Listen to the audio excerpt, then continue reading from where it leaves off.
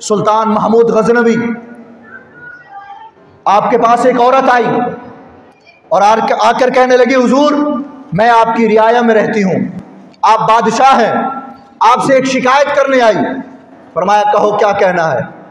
कहने लगी आपका भतीजा रात के अंधेरे में मेरे घर में आता है, मैं आपसे इस बात की शिकायत करने आई। आपने फरमाया ठीक है।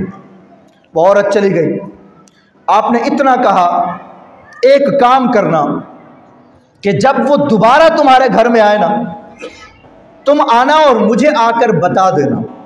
और कोई कोड वर्ड दिया, फरमाया कि तुम आना और ये जो मेरे सिपाही खड़े होंगे ना, इनको आकर इतना कह देना जो मैं आपको बता रहा हूँ, ये तुम्हें मेरे पास आने देंगे। और तुम आकर मुझे इतना कह देना कि आज आपका भतीजा दोबारा मेरे घर में आया। वो औरत चली गई। कुछ दिन गुजरे तो वो उसके घर में गया नौजवान, तो ये औरत महमूद गजनवी के पास गई। महमूद गजनवी रात को उठा। अब ये बातें गौर से सुननी है आपने और अपने बच्चों तक ये बातें मुंतकिल करनी है। ये उठा और तलवार ली और उस औरत के घर गया। जब घर में पहुंचा तो कहा, अम्मा अगर मेहरबानी करो तो चिराग बंद कर दो। क्या करो? चिराग बुझा दिया गया।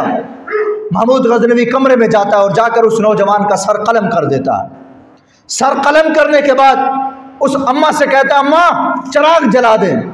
जैसे ही चिराग जलता है, उस नौजवान की लाश को कहकर महमूद गजनवी जब उस लाश को देखता है तो कहता है अल्हम्दुलिल्लाह रब्बिल आलमीन, अल्हम्दुलिल्लाह पढ़ता है और फौरन उस अम्मा से कहता है कि मुझे एक पानी का गिलास दे दो।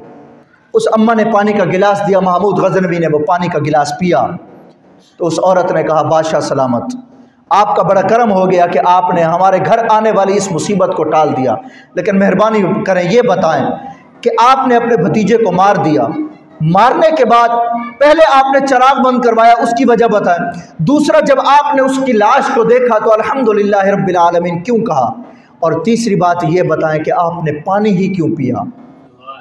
महमूद गजनवी ने कहा, माँ इन राजों को राज रहने दे, मत पूछ।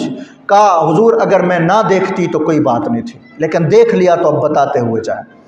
फरमाया सुनो, जब मैं आया था तो मैंने चिराग इसलिए बंद करवाया कि मेरा भतीजा है, कहीं खून की वजह से उसका चेहरा देखकर मैं उसको माफ़ ना कर दूं, इसलिए अंधेरे में ही उसका सर कलम कर दिया, अंधेरे में ही उसका सर कलम कर दिया। और ये सोचकर जब मैंने चिराग दोबारा जलवाया और मैंने उसकी लाश को देखा तो मैंने अल्हम्दुलिल्लाह रब्बिल आलमीन इसलिए पढ़ा कि शुक्र है अल्लाह का कि महमूद गजनवी का ये भतीजा नहीं था। आवाज़ नहीं आई आपकी? कहा कि मेरा खून इतना ख़राब नहीं हो सकता कि मेरा भतीजा किसी के घर की दहलीज को फलांग कर जाए। मैंने अल्लाह का शुक्र अदा किया, मालिक तूने इज़्ज़त रखी, ये कोई और है। अम्मा तुझे कोई गलत फहमी हुई थी, ये मेरा भतीजा नहीं है, इसलिए मैंने रब का शुक्र अदा किया, मालिक ये मेरा खून नहीं है। अम्मा ऐसा कर, जो तीसरी बात है वो मत पूछ। कहा महमूद बताता जा।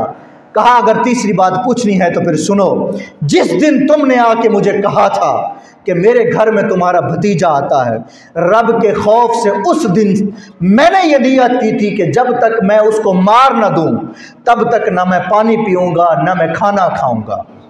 फरमाया आज जब मैंने उसको कैफर किरदार तक पहुंचा दिया तो मेरा इतना तो हक बनता था कि मैं पानी पीऊँ। यारो अगर पैगाम देना है अपने